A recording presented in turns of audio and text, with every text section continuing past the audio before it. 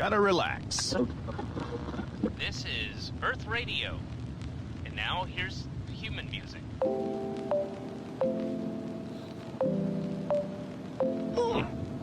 Human music. I like it.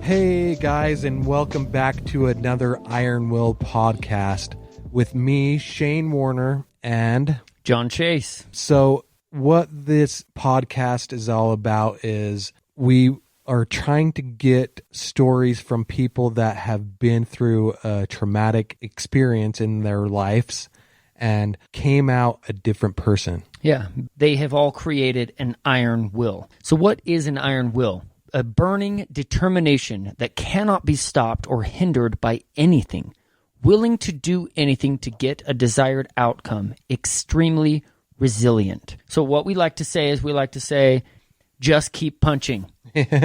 Yeah. So sit back and relax, and we're going to start the show.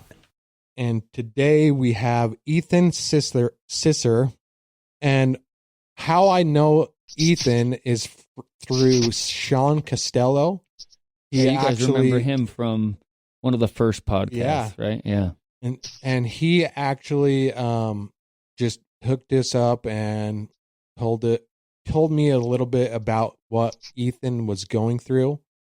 And I'm going to let Ethan get into that right now. So here he is, Ethan Sisser. Yeah. Is there any place that you want me to start?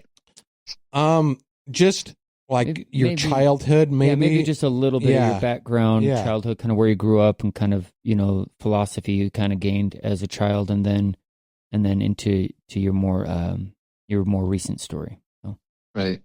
I grew up in the country of Pennsylvania, northeastern Pennsylvania. Had a pretty normal childhood, just into sports and basketball and cross country running and into like lifting weights and stuff like that. But looking back, I realized that I was a little bit different. Like, I really enjoyed training by myself and just like getting really into just like I would in the winter in the basement, I'd be dribbling a basketball all by myself, like just preparing. Just for hours? Yeah, just for hours and hours training, like writing down training, like, schedule and techniques, and just like even in classes I was into just like thinking about how am I going to train or how am I going to prepare for this. Yeah, I can relate. That's a great mindset. Yeah, so that was when I was younger, and there was a lot of stress, and I guess part of the training was to get away from the stress at home and like the parents fighting and all that stuff. Oh, okay. But I'm grateful for it because I kind of kept some of those habits as I grew up, as far as being comfortable with being by myself and training. So currently I'm dealing with brain cancer, and it's been a great opportunity to use those former like habits now. And I kept some of those habits. Like eventually when I got older, I learned about meditation and yoga and different forms of fitness and like cleansing and stuff. But I think the cancer formed, it's hard to say exactly where the brain cancer came from. Could have been genetic. It could have just been environmental. But part of it could have come from like emotional stress and also eating really crappy foods when I was younger to deal with the stress. Yeah. So were you kind of like ever overweight? No, luckily I was never overweight, but if it was hard for me to gain weight. If I was one of those people who gained weight, I definitely would have been obese with the amount I would eat. Yeah. So, yeah. But you're saying more like a combination of multiple factors playing in on it. Yeah. On the cancer. I relate with that a little bit because my sister actually died of stomach cancer, and we mentioned this on the last podcast. And it was a combination of everything, but I feel like it was mostly emotional to where it started to develop. And that mostly had to do with just because of our childhood. But won't get into that. So you're saying you believe there is a combination of multiple things: your diet, the stress, and maybe some environmental factors, and maybe a little bit of genetic. Am I right? Yeah, exactly. Okay. And so, can you just go into your story with the brain cancer and tell us a little bit about the size of the tumor they had to cut out? Yeah. Well, I was living in Hawaii and teaching yoga, giving massage. I was living with a community and doing some farming. But some people don't believe it, but it was actually hard to make money on the big island of Hawaii. Sure.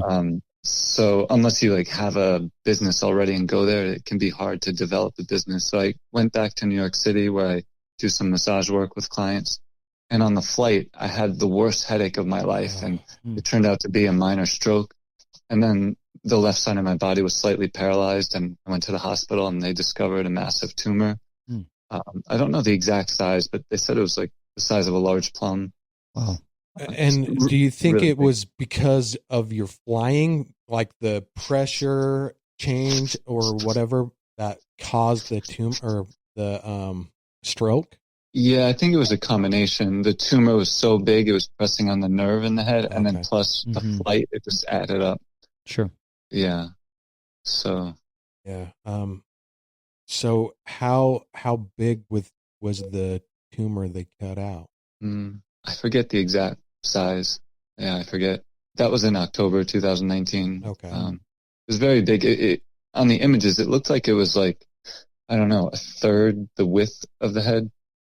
Okay. Could be completely wrong, but it was very, very big. And so, go into what you're doing now, since you had the tumor removed, and just feel free to go into anything how are you feeling about all of it? I mean, that's emotionally. It's only been a little over a year since you had that happen. How are you processing this emotionally, spiritually, all that kind of stuff? Yeah. I mean, it was 14 months ago, pretty much. And I don't know, right from the diagnosis, I felt like I wasn't shocked. Something inside, it felt like it just made sense with all the past things that I told you about. And also it's just seemed like an amazing opportunity to create something really good from this position. Yeah. So that's the feeling I had from the beginning, to be honest. And then I had brain surgery and 8 weeks of radiation and chemo, and then started to have seizures, and then head infection, then another head surgery, and then the infection came back even stronger. And then in this past September, I had 2 more head surgeries. Still recovering from that. And I need to have 1 more head surgery, which will be my 5th, to put in a new plate in the head. Wow. So yeah, I'm kind of just trying to make everything a practice, just like I would do in the past. Just every day, all day, there's the pain, but then also really amazing things happening. Even this podcast is really beautiful to me. So yeah, just trying to turn it into something good. Oh yeah, that's a good mindset. So yeah, that's a great mindset. It's a really powerful mindset to be in. You could take this as a really horrible situation, or you could look for the positives and find them and go with them. For sure. Yeah. So it's kind of I was listening to this book. It's actually called Meta Human, and he talks about the power of your brain, right? Or actually the power of your mind, because your consciousness actually runs the brain, and then the brain actually just does all the actions. And anyways, he was saying, he was talking about that, how your mind, when you're told that you have something like a terminal illness, or even someone, for instance, there was a study where they said, they gave a whole group of people and they said, you have the genetic marker for this, or you have the genetic marker for this, but they were lying to the people just to see how their bodies would react, right? And then they would put them through these tests.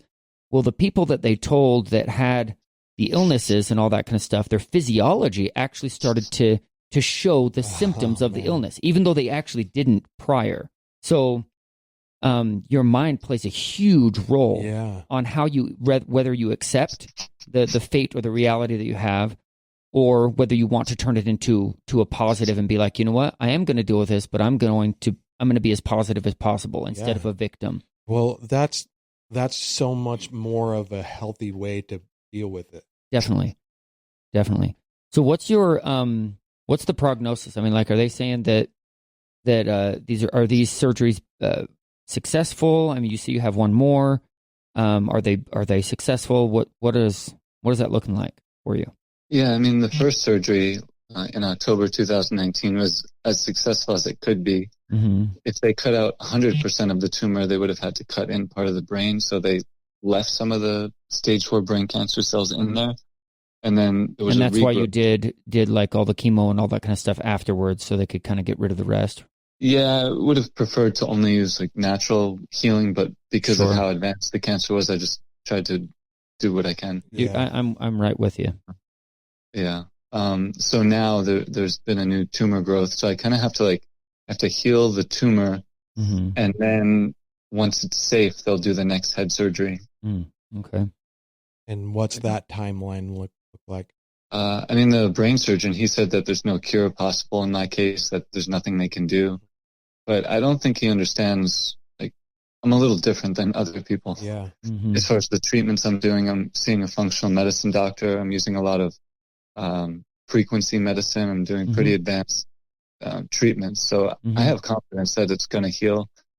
And just waiting to speak to the surgeon about, like, when he could do the next surgery. Sure. I want to do it as soon as possible, but I have to heal up to a certain level because there's literally a hole in my head and just skin covering it. So yeah.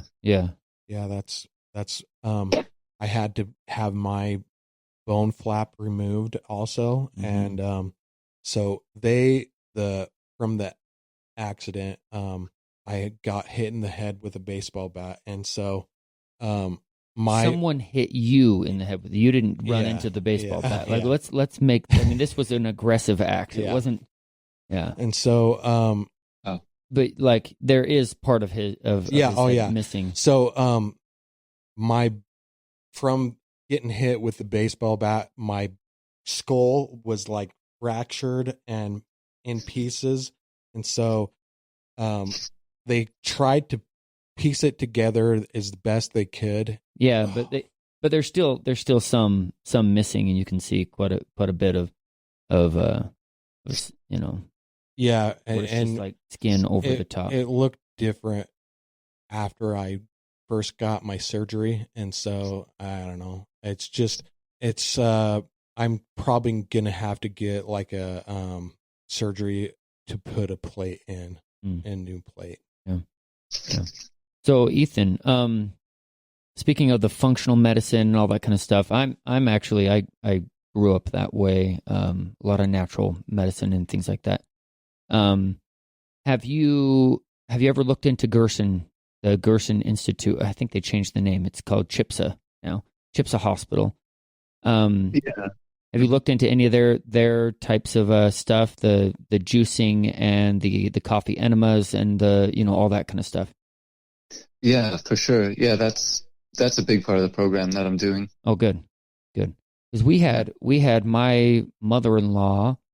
She had some pancreatic cancer that she was going through years ago, and we ended up like we moved in with her, and we juiced for her like at least 10 pounds of vegetation a day that she was drinking down.